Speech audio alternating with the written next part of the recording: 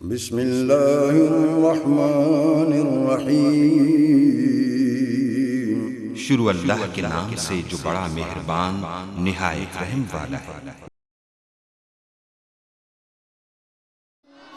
رب کو پیارے رب راضی ہے نہاتے، ان رب کو پیارے رب راضی ہے نہاتے، ایویں پیر چوم دے اسی اللہ والیاں دے، ان رب کو پیارے رب راضی ہے ناتے، ایویں پیر چوم دے اسی اللہ والیاں دے، ان رب کو پیارے خالق دی کل خدائی اے اناد بادشاہی، خالق دی کل خدائی اے اناد بادشاہی، جو چاو دے نہ کر دے اے دین دے سپاہی، جو چاو دے نہ کر دے اے دین دے سپاہی۔ ونستعینہ ونستغفرہ ونؤمن به ونتوکل علیہ،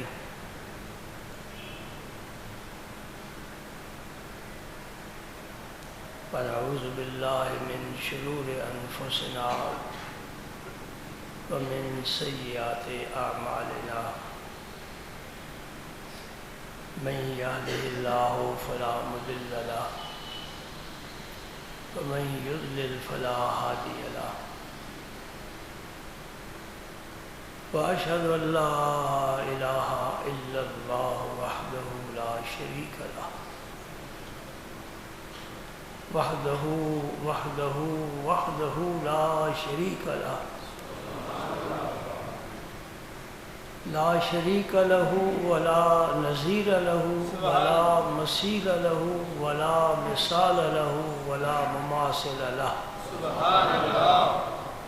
سرمدی ابدی ازلی داہری دیمومی لا اول لہ ولا آخر لہ،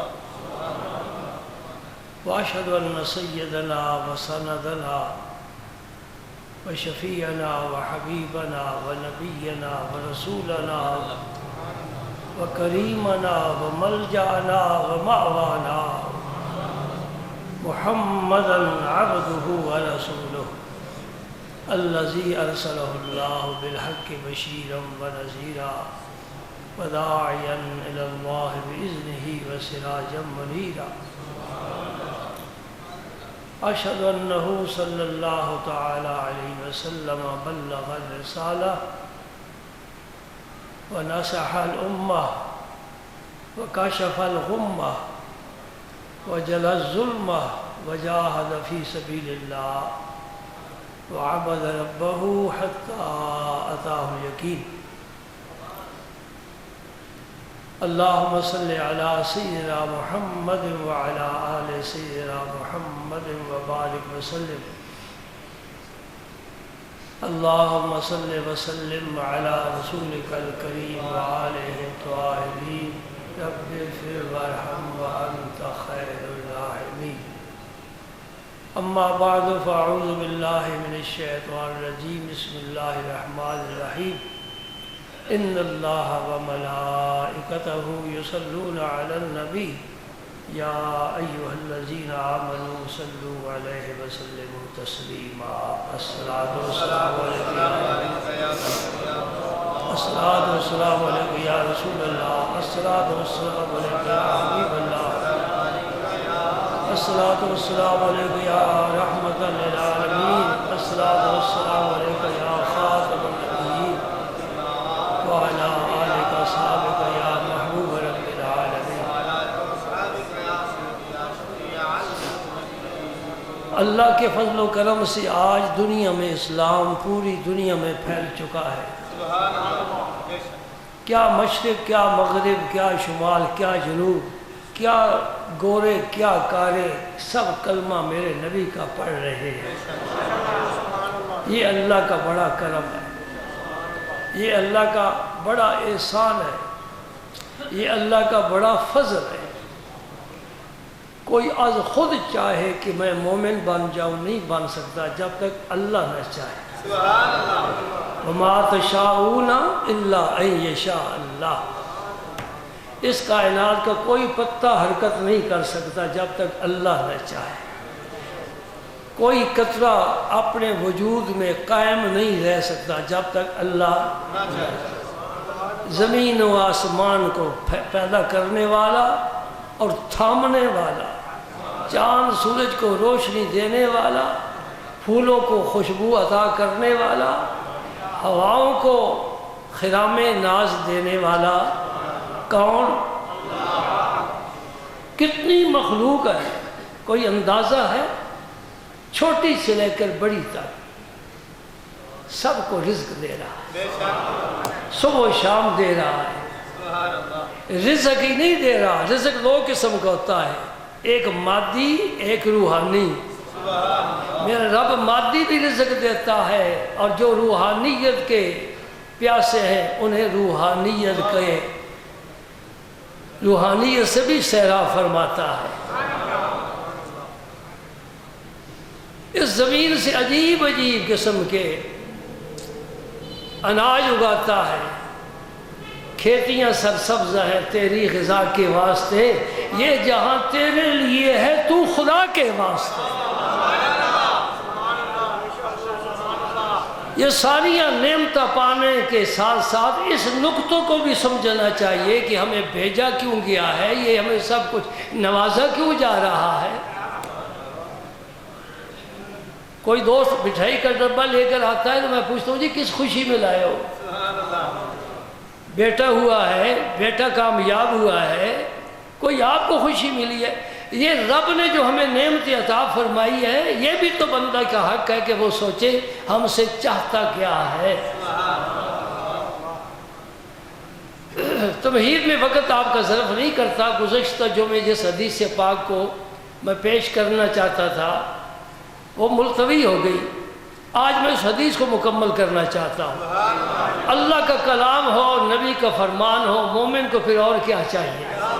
اور احسان ہے ہم پر علماء کا، جو صدیوں کا سفر طے کرتے ہوئے اور بڑی ہی قسم پرسی کے عالم میں قرآن کو، حدیث کو سینے سے لگا کر آگے چلتے بڑھتے رہے۔ 14 صدیاں گزر گئی، آج دن تک قرآن اصلی حالت میں، حدیث اصلی حالت میں موجود ہے۔ زبر زیر کا فرق نہیں، جہاں حدیث میں ضعف ہے علماء نے بتا دی یہ حدیث ضعیف ہے، حسن ہے بتا دیا یہ حسن ہے، صحیح ہے بتا دیا یہ صحیح ہے۔ حدیث کی بہت سی قسمیں ہیں، ایک بات سمجھتے جاؤ، کہتے ہیں یہ حدیث ضعیف ہے، میں ممبر پر بیٹھ کر کہہ رہا ہوں میرے رسول کا کوئی قول ضعیف نہیں ہو سکتا، اس لیے کہ میرا رسول بڑا قوی ہے۔ سارے ستارے غیب ہو گئے اور نبوت میرے مصطفیٰ کی کا سورج آج تک چمک رہا ہے۔ فَإِنَّهُ شَمْسُ فَضْلٍ هُمْ كَوَاكِبُهَا يُظْهِرْنَ أَنْوَارَهَا لِلنَّاسِ فِي الظُّلَمِ۔ اپنے اپنے وقت پر سارے ستارے چمکتے رہے، نور پھیلاتے رہے، خیر پھیلاتے رہے، ان کا وجود رحمت اور برکت تھا، کتابیں برحق تھیں، لیکن کہاں ہے تورات، کہاں ہے موسیٰ، کہاں ہے انجیل، کہاں ہے عیسیٰ، کہاں ہے زبور، کہاں ہے داؤد؟ قرآن بھی ہے، محمد پاک بھی ہے صلی اللہ علیہ وسلم۔ ہم نبی کی حیات کے قائل ہیں، قائل ہو ایمان تمہارا سلامت ہے، اور جو نبی کی حیات کا قائل نہیں وہ خود مردہ ہے، چلتا پھرتی لاش ہے، اندر سے بھی گندہ ہے، باہر سے بھی گندہ ہے۔ محمد الرسول اللہ کا کیا معنی ہے؟ یہ ہمارے کلمے کا سب سے بڑا جز ہے، سب سے بڑا میں نے کیوں کہہ دیا؟ یہ نہ ہو تو لا الہ الا اللہ بھی نہیں ہے، یہ پہلے ہوگا۔ محمد کو رسول مانیں گے تو اس کا قول مانیں گے اللہ ایک ہے، جس نے محمد کو اللہ کا رسول نہیں مانا وہ اللہ کو ایک مان سکتا بھی نہیں، مانتا بھی رہے رب قبول کرتا رہے۔ محمد رسول کا کیا معنی ہے؟ محمد اللہ کے رسول تھے، جو گزر جائے تو چھا ہوتا ہے نا۔ ضیاء الحق صدر ہے پاکستان کا، کیا ہے؟ ایوب خان تھا، ہے، یہ ہے ہی بتاتا ہے کہ میرا نبی زندہ ہے۔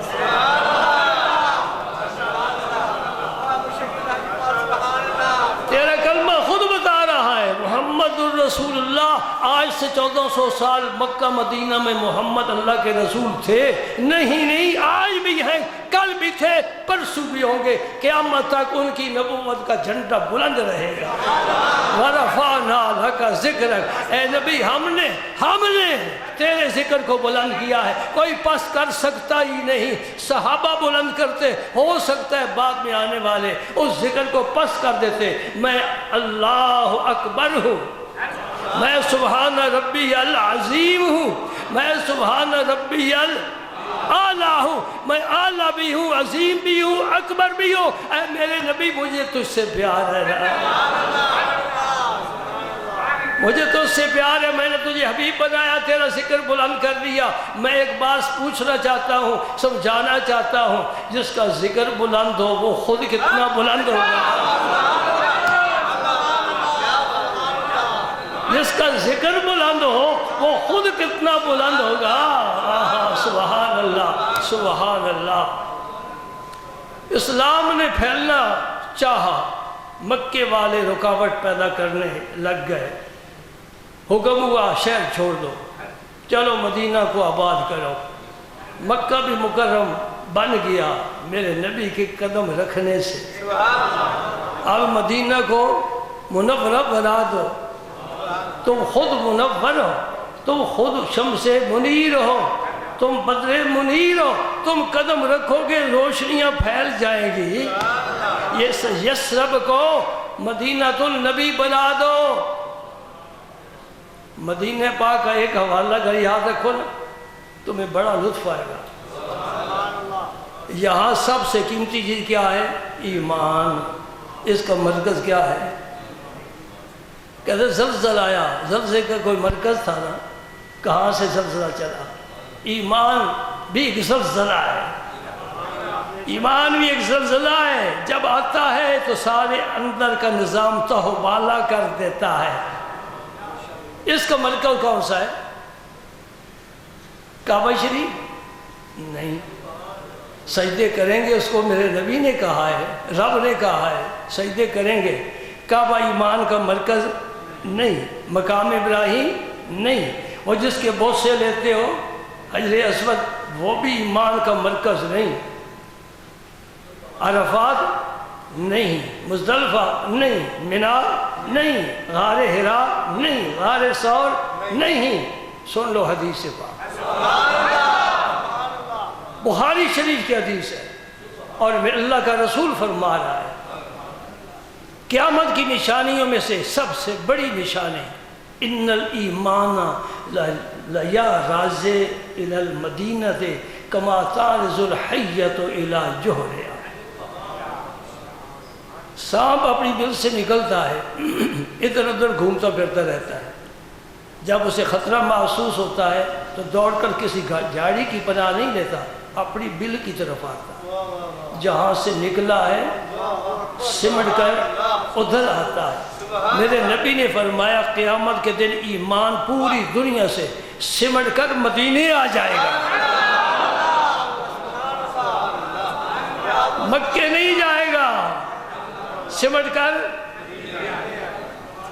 مدینہ تو بڑا وسیع ہے، وہ دور مسجد قباء بھی ہے، ادھر احد شریف بھی ہے، خود مسجد شریف بڑی وسیع ہے، اس میں بڑے متبرک مقامات ہیں، ریاض الجنہ بھی تو ہے نا، محراب النبی بھی ہے، منبر بھی حضور کا، کہاں آئے گا یہ تم فیصلہ کرو۔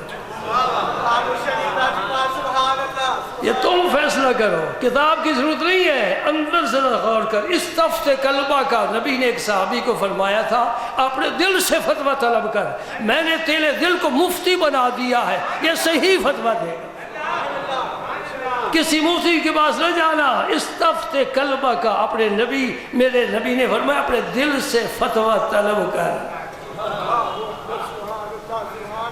دیکھا عرب کے بدیوں کو میرے رسول نے کہاں پہنچا دیا؟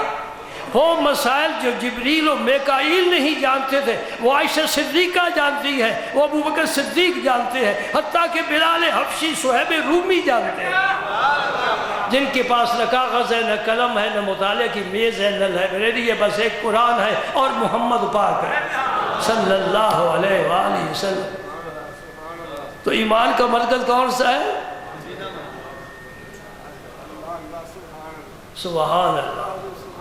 قدمین شریف کی طرف بیٹھو تو رخ ادھر ہے، صفے پر بیٹھو تو رخ ادھر ہے، ریاض الجنت پر بیٹھو تو دل ادھر ہے، مواجہ پر بیٹھو تو رخ یار کے سامنے دست بستہ کھڑے ہو، اسی کا طواف ہو رہا ہے۔ 70,000 فرشتے صبح، 70,000 فرشتے شام کو میرے نبی کے روضہ کا طواف کرتے ہیں اور سلام پیش کر کے چلے جاتے ہیں۔ اور جو گروہ پہلی دفعہ آیا تھا قیامت تک اسے دوبارہ آنے کا موقع نہ ملے گا، جو بار بار آتے ہیں یہ تمہاری خوش قسمتی۔ وہ فرشتے تو ایک دفعہ آئے بس ختم، بھائی تمہاری باری ہے نہیں، اب انتظار کرو۔ انتظار کیا کریں؟ وَلِلَّهِ جُنُودُ السَّمَاوَاتِ وَالْأَرْضِ، اتنے فرشتے ہیں کو اللہ کے بغیر کوئی جواب، وَمَا يَعْلَمُ جُنُودَ رَبِّكَ إِلَّا هُوَ، اللہ کے بغیر کوئی جانتا ہی نہیں۔ شب معراج میرے نبی نے جب سیر فرمائی، فرمایا میں آسمان کا کوئی چپا فرشتوں سے خالی نہیں دیکھا، چپے چپے پر سجدے کر رہے ہیں،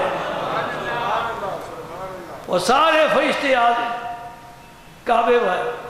یہ کعبہ ہے، اس کعبے کا کعبہ ہے، وہ بھی کعبہ ہے، یہ بھی کعبہ ہے، وہ کعبہ ہے جسم کا، یہ کعبہ ہے روح کا۔ میں نے دیکھا ہے، یہ سب جانتے ہیں کہ مکہ مکرمہ مسجد حرام میں نماز پڑھی جائے تو 1,00,000 نماز کا ثواب ملتا ہے جی۔ تو رمضان میں جو اعتکاف بیٹھتے ہیں وہ مسجد نبوی میں کیوں بیٹھتے ہیں؟ ادھر ثواب زیادہ ہے، ادھر ثواب تھوڑا ہے، پھر اس کو ترجیح کیوں دیتے ہیں؟ کہتے ہیں ثواب رہنے دے، ہمیں مکھڑا یار کا چاہیے بس۔ ہم تسبیح پر ثواب گننے والے نہیں ہیں۔ سبحان اللہ، اللہ اکبر۔ بھائی ہر مسجد میں جب صف بندی ہوتی ہے نا تو ہمیں علماء فرماتے ہیں، بتاتے ہیں کہ جو امام کے پیچھے ہو سب سے زیادہ رحمت برکت اس کے حصے میں آتی ہے، اور اس کے بعد افضل لوگ کون ہیں؟ جو امام کی دائیں طرف کھڑے ہوتے ہیں، یہ دائیں جانب والے، اس کے بعد بائیں جانب والے، بائیں جانب والوں کا تیسرا درجہ ہے۔ ہر مسجد میں، بادشاہی مسجد میں چلے جاؤ، فیصل مسجد میں چلے جاؤ، ہر مسجد میں صف بندی ہوگی تو ثواب اسی ترتیب کے ساتھ بدلے، پہلے امام کے پیچھے، پہلے امام، پھر امام کے پیچھے والا، پھر دائیں جانب، پھر بائیں۔ چلو میرے ساتھ مسجد نبوی شریف میں چل کر پڑھتے ہیں نماز، صف قائم ہو گئی، تو بائیں طرف ہے، بڑے بڑے حاجی نمازی دائیں طرف ہے، جب ثواب ملے گا تجھے زیادہ ملے گا۔ یہ اصول مسجد نبوی میں کیوں بدل گیا؟ اس لیے کہ میرا نبی بائیں طرف ہے، تجھے بائیں طرف میرے نبی کا قرب حاصل ہے، وہ بھی اور اللہ کا نیاز بھی دونوں جمع ہو گئے، تو اس دائیں والوں سے بڑھ گیا ہے۔ لیکن میں آپ کو یہ ہدایت کروں گا، نصیحت کروں گا، اللہ تعالیٰ آپ کو موقع نصیب فرمائے۔ جن کے پاس وسائل نہیں، کم از کم شوق تو رکھو نا، اس پر تو کچھ خرچ نہیں آتا، شوق تو رکھنا چاہیے نا، کہ یا اللہ حاضرین، اور دعا بھی مانگنی چاہیے، ایک دفعہ نبی کے دروازے پر پہنچا جہاں سے شفاعت کی خیرات تقسیم ہوگی۔ یہ میں ضرور کہوں گا کہ اگر تمہیں موقع ملا ہے اس ثواب کو چھوڑ دینا، ادھر نماز نہ پڑھنا، اس لیے کہ تو نبی کی طرف پشت کر کے کھڑا ہے۔ یہ بھی دیکھنا ہے نا، امتحان ہے، یہ امتحان خاردار والیوں میں سے گزرنا ہو تو کسی راہبر کی ضرورت ہوتی ہے۔ ریاض الجنہ میں پہنچنے کے لیے نمازی کو لتاڑتا پھرے اور نمازیوں سے آگے گزر کر سجدے کرتا پھرے، اس سجدے کا کوئی فائدہ نہیں۔ پوری مسجد ریاض الجنہ ہے، دیکھ لو جو طواف کرنے والے ہیں انہوں نے جگہ جگہ لکھا ہوا ہے اگر مقام ابراہیم پر تمہیں نفل پڑھنے کا موقع نہیں ملتا، پوری مسجد حرام تمہارے لیے کھلی ہے، جہاں بھی نفل پڑھ لو ہو جائیں گے۔ اگر وہاں نفل عام پڑھے جا سکتے ہیں تو پھر ریاض الجنہ کی یہ کیا قید ہوئی کہ یہاں ریاض الجنہ ہے وہاں نہیں؟ میرے یار کے جہاں قدم رکھے ہیں وہی جنت ہے۔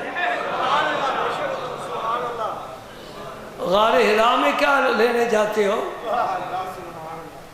وہاں کوئی گلستہ آباد ہے،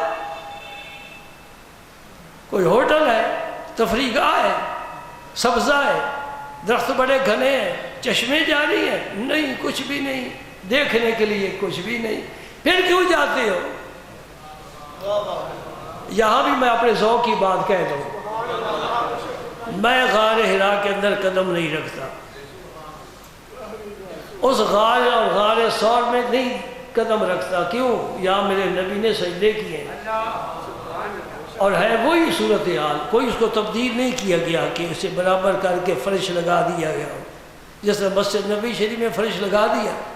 اب وہ جگہ پتہ نہیں کتنی اس کے اوپر مٹی ڈال کر مسجد نہیں بنی، تو جہاں اللہ کے رسول نے پیشانی رکھی ہے میرا تیرا قدم وہاں آ جائے، ہمیں کیا ملا؟ اس احتیاط سے۔ اور یہ احتیاط یاد رکھنا، جب جنت البقیع میں بھی جاؤ تو آگے نہ جاؤ، اب رستے انہوں نے نئے بنائے ہیں، ساری جنت البقیع صحابہ اور صالحین سے بھری ہوئی ہے، 10,000 تو صحابہ وہاں تشریف فرما ہے، 10,000۔ ہو سکتا ہے قدم کسی صحابی کی مزار پر آ جائے، اس لیے کہ انہوں نے مٹا دیا ہے، قائم نہیں رکھا، لہذا حکم یہ ہے کہ گیٹ سے داخل ہو کر وہیں کھڑے ہو جاؤ، ایصال ثواب کرو، دعائیں مانگو ان کے وسیلے سے، آگے نہ جاؤ۔ یہ بات تو بہت پھیل گئی نا، اور گھڑی کی رفتار اس وقت بہت تیز ہو جاتی ہے، بجلی سست ہو جاتی ہے، گھڑی کی رفتار تیز ہو جاتی ہے۔ تمہید میں وقت گزر رہا ہے نا، ذکر تو اللہ کے رسول کا ہی ہے اور یہی ہمارا وظیفہ ہے، حوالہ کوئی بھی ہو، ذکر حبیب ہمارا وظیفہ ہے، حوالہ کوئی بھی ہو۔ سبحان اللہ، دی زباں حق نے سنائے مصطفیٰ کے واسطے، اے فضولیات کے لیے نہیں کہ ہم یوں ہی بولتے رہیں، نہ سوچے کیسی بات کر رہے ہیں۔ دی زباں حق نے سنائے مصطفیٰ کے واسطے، دل دیا حب حبیب کبریا کے واسطے، دل میں اللہ کے حبیب کی محبت رکھو، زبان پر رسول اللہ کی تعریف رکھو، انشاءاللہ منزل ساری آسان ہے، کوئی مشکل نہیں ہے، کوئی مشکل نہیں ہے۔ اللہ اکبر، اللہ اکبر۔ اسلام پھیلتا گیا، حضور نے حکم دیا، اللہ پاک نے اجازت دے دی، ہجرت کر کے مدینہ منورہ چلے جاؤ۔ سب صحابہ مدینہ منورہ آ گئے، وہ مکے والے ایسے ظالم یہاں بھی آرام اور چین سے نہ رہنے دیا۔ آپ نے دیکھا ہے کہ مدینہ منورہ سے 3 میل کے فاصلے پر احد ہے، وہاں جمع ہو گئے، وہاں غزوہ احد ہوا۔ یہ سن 3 ہجری کی بات ہے، یعنی ہجرت کے 3رے سال ہی پھر پوری طاقت لے کر مکے والے مدینہ پاک آ گئے لڑنے کے لیے۔ ظالموں تمہارا شہر چھوڑ دیا، اب تو سکون سے بیٹھنے دو، کام کرنے دو۔ نہیں، ہم یہ شمع بجھا کے چھوڑیں گے، اور نور خدا ہے کفر کی حرکت پہ خندہ زن، پھونکوں سے یہ چراغ بجھایا نہ جائے۔ رب نے روشن کیا ہے، تو کیسے بجھا سکتا ہے؟ اللہ اکبر۔ سن 4 ہجری یا 5 ہجری، محققین کے 2 قول ملتے ہیں، سن 4 ہجری یا سن 5 ہجری، یعنی ہجرت کے 4تھے سال یا 5ویں سال۔ امام بخاری کی تحقیق کے مطابق 4تھا سال ہے۔ مکے کے کافروں کے پاس ایک وفد آیا یہودیوں کا، یہ قبیلہ ہے بنی نزیر، اس قبیلے کو میرے نبی نے مدینہ پاک سے نکال دیا تھا۔ اسلام بچپن میں ہی بڑی قوت رکھتا تھا، یہ اسلام کا بچپن ہے۔ یہودیوں شہر خالی کر جاؤ، یہودی خیبر میں جا کر آباد ہو گئے۔ بنی نزیر کو اس کی بڑی تکلیف ہے کہ ہمیں شہر سے نکال دیا گیا ہے، اب کیا کریں؟ یہ جو اس نبی کے ساتھ دیوانے ہیں، مستانے ہیں، یہ تو ہمیں اس طرح کاٹتے ہیں جس طرح گاجر مولی کو کاٹا جاتا ہے، ہم تو ان کے سامنے رک نہیں سکتے۔ مکے والوں کی مدد طلب کرتے ہیں، وہ بھی سوچ رہے ہیں کوئی طریقہ بنے۔ یہ وقت مکہ مکرمہ پہنچ گیا، وہاں سردار تھے ماشاءاللہ جاہلوں کے، ابو جہل، انہیں خوش آمدید کہا، آؤ جی کیسے آنا ہوا؟ انہوں نے کہا بھائی ہم اس لیے آئے ہیں کہ تم ہمارا ساتھ دو، ہم مسلمانوں سے لڑنا چاہتے ہیں، ان کو مٹانا چاہتے ہیں۔ ابو جہل اٹھا، ابو لہب اٹھا، بڑے بڑے سردار اٹھے، جو بھی اس وقت موجود تھے۔ ابو جہل تو مر چکا تھا، ابو لہب بھی ٹکانے لگ گیا تھا، یہ نام میں مغالطے میں کہہ گیا ہوں، یہ اس وقت موجود نہیں تھے۔ جو سردار مکے کے موجود تھے وہ انہیں لے کر حرم کعبہ میں گئے اور کعبے کا غلاف پکڑ کر کہا ہمارا جینا مرنا تمہارے ساتھ۔ انہوں نے کہا ہمارا جینا مرنا تمہارے ساتھ، یہ معاہدہ ہو گیا۔ اب عرب کے تمام قبائل میں وہ وفد پھیلا اور ہر قبیلے کو ساتھ ملایا، بڑی طاقت لے کر اب مدینہ پاک پر حملہ کرنے کے لیے تیار ہو گئے۔ اس غزوے کو غزوہ خندق بھی کہتے ہیں، غزوہ احزاب کو بھی کہتے ہیں۔ احزاب کا معنی بہت سے قبیلے اکٹھے ہیں اسلام کو مٹانے کے لیے۔ بات میری سمجھ رہے ہو؟ ہمارے اسلام کو کوئی فکر نہیں جی، کیونکہ اسلام تو سلامت رہے گا نا، ہم اسلام کو چھوڑتے جائیں تو الگ بات ہے، اسلام اپنی جگہ قائم دائم رہے گا۔ ہم نے بہت سے رسم اسلام کی ترک کر دی ہیں، سب سے بڑی رسم نماز ہے۔ صبح کے وقت مسجد میں دیکھو کتنے نمازی ہوتے ہیں، امام صاحب سے کہتے کبھی 5 ہوتے کبھی 7 ہوتے، محلے میں بس 5-7 ہی ہے۔ عورت نماز نہ پڑھے، مصلی نہ بچھائے تو کہا جا سکتا ہے اس پر کوئی خاص دن ہے، نماز شریعت نے معاف فرمائی ہے، تو مرد کے لیے کون سی وجہ بن سکتی ہے جی؟ نماز نہ پڑھنے کی ایک وجہ تو یہ ہوتی ہے، ایک ہوتا ہے جنون، آدمی پاگل ہو جائے، پاگل پر نماز معاف نہیں ہے۔ جو نماز نہیں پڑھتے ان کے متعلق میں کیا فیصلہ کروں، وہ پاگل ہے یا انہیں حیض آیا ہوا ہے؟ کھلی بات کر لینا، اس سے پوچھو بھائی تو نماز کیوں نہیں پڑھتا، پاگل ہے؟ جی نہیں پاگل نہیں۔ پھر تجھے حیض آیا ہوا ہے؟ مردوں کو تو حیض آتا نہیں، پھر کیوں نہیں پڑھتا؟ ایک بات سنو، میرا بچپن ہے، پاکستان بنا، ہندو ہمارے ساتھ پڑھتے تھے سکولوں میں، اور ہندوؤں میں ہم رہتے تھے، ہندو ہم میں رہتے تھے۔ جب اذان ہوتی تھی ہندو کہتا تھا یہ ہماری عبادت کے لیے نہیں پکارا جا رہا ہے، سنو، جب اذان ہوتی تھی ہندو مطمئن بیٹھا ہے، سکھ مطمئن بیٹھا ہے کہ یہ میرے دھرم کی آواز نہیں ہے، مجھے عبادت گاہ میں نہیں بلائے گا۔ مسلمان کیا سمجھ کر بیٹھا ہوا ہے؟ توجہ ہے؟ اللہ کرے تیرے دل میں میری بات اتر جائے۔ عمرہ کرنا آسان، حج کرنا آسان، 5 وقت با جماعت نماز پڑھنا، وَإِنَّهَا لَكَبِيرَةٌ إِلَّا عَلَى الْخَاشِعِينَ، جو جن کے دلوں میں اللہ کا خوف ہے ان کے لیے آسان ہے، باقی لوگوں کے لیے بڑی مشکل ہے۔ 5 وقت کون اٹھے دفتر سے یا دکان سے؟ جی میں اکیلا ہوں، رب کو پتہ نہیں کہ اکیلا ہے، اس نے کوئی رعایت دی ہے؟ اور میں خدا کی قسم کھا کر کہتا ہوں دکانداروں، اگر کوئی دوسرا بیٹھنے والا نہیں، نماز کو اگر دکان بند کر دے، تیرے رزق میں 1 روپے کی بھی کمی نہیں آئے گی۔ اور کوئی یقین بھی تو ہے نا، اللہ پر یقین رکھ، رزاق وہ ہے، رازق کی صرف نہیں، رزاق ہے۔ رزاق کا معنی بہت زیادہ رزق دینے والا۔ بات دور چلی گئی، یہ سب قبائل آ رہے ہیں جی مدینہ پاک پر حملہ کرنے کے لیے۔ حضور نے مہاجرین و انصار کو بلا لیا مشورے کے لیے، کیا تمہارا خیال ہے شہر میں رہ کر ہم مقابلہ کرنا ہے؟ اسلام کی اکثر جنگیں دفاعی ہوئی ہیں، یا باہر نکل کر کھلے میدان میں مقابلہ کرنا ہے؟ سب کی رائے یہی شہر میں رہ کر دفاع کریں۔ بات طے ہو گئی۔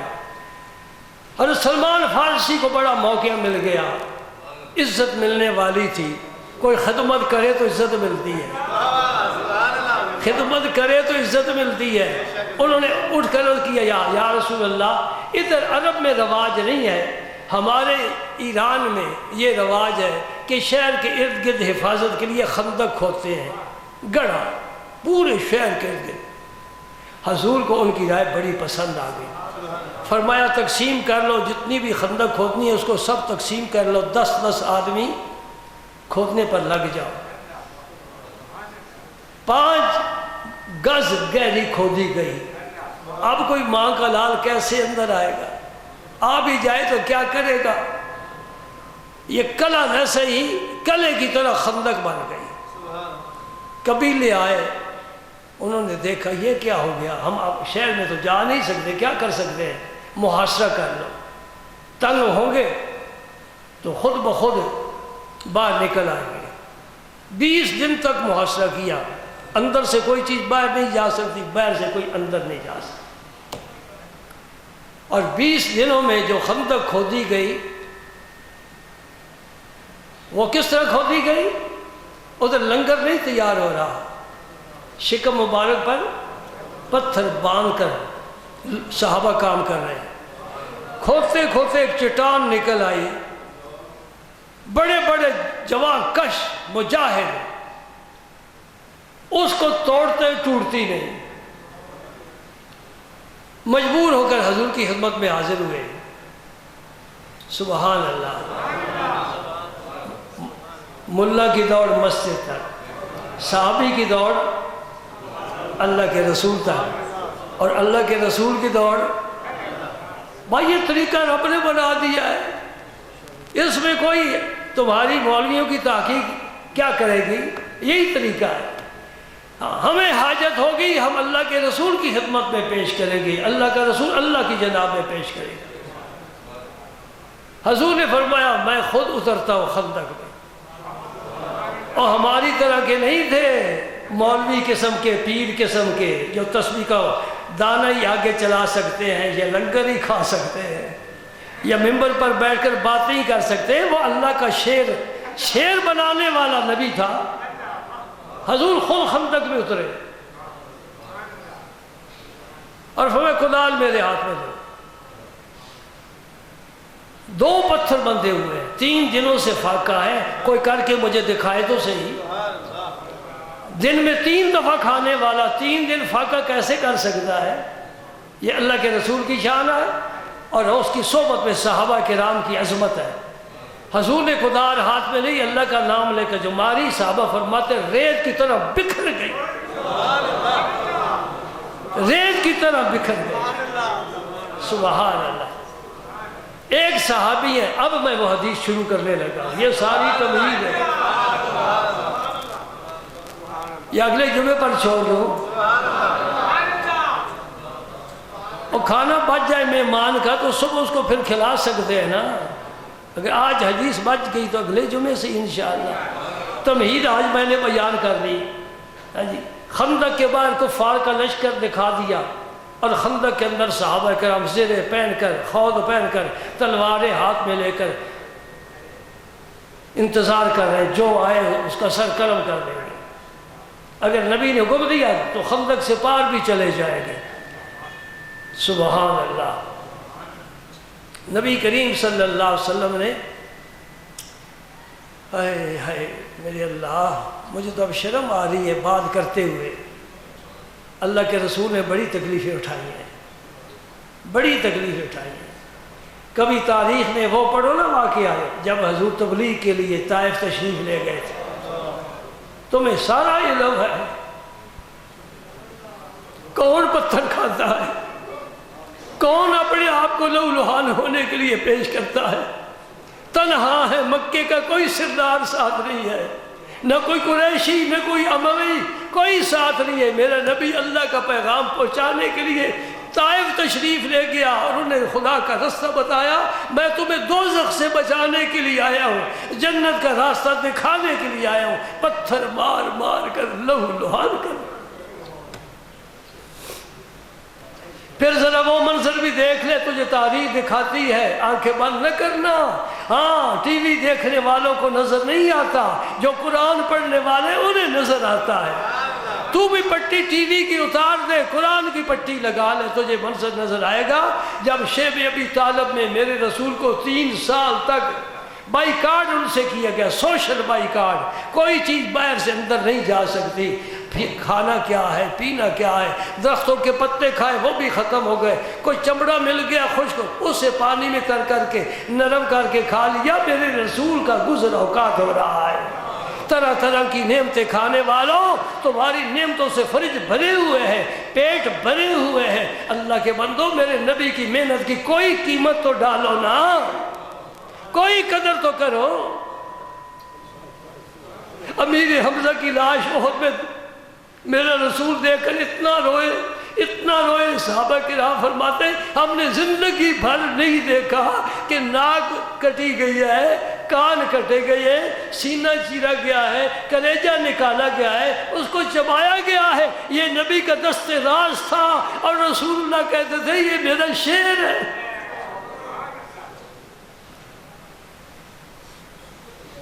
کوئی قدر کرے ہم اللہ کے رسول کی اس محنت کی۔ پیغام ایسا دے گیا، خدا کی قسم روح زمین پر نہ آیا ہے نہ آئے گا، ایسا قرآن دے گیا، ایسا پیغام دے گیا، ایسی نعمتیں دے گیا، وہ سب کچھ ہمارے پاس ہے۔ ہم نے اللہ کو بھلا دیا، اللہ کے رسول کو بھلا دیا۔ یہ سجدے ٹھیک ہیں، نمازیں ٹھیک ہیں، صلہ رحمی بھی تو کرو، بوڑھے والدین کی بھی خبر گیری کرو، گھر کا ماحول پاک رکھو، بیوی کا لڑائی جھگڑے والا مسئلہ ختم کرو، ہر رشتہ دار کے ساتھ پیار سے پیش آؤ، اپنی کمائی غریب و مسکینوں پر خرچ کرو، سچ بولو، جھوٹ سے بچو، غیبت سے بچو، ملاوٹ سے بچو، بہتان سے بچو۔ میرا رب کا قرآن کیا کیا باتیں ہمیں سمجھا رہا ہے۔ ہاں کاش ہم سمجھدار بن جاتے۔ اللہ تعالیٰ مجھے آپ سب کو دین پر قائم رکھے، استقامت نصیب فرمائے، اللہ کے رسول کی محبت ملے، اطاعت اور فرما برداری ملے۔ وعدہ ہوا، زندگی ہوئی، انشاءاللہ اگلے جمعے حدیث پاک بیان کریں گے۔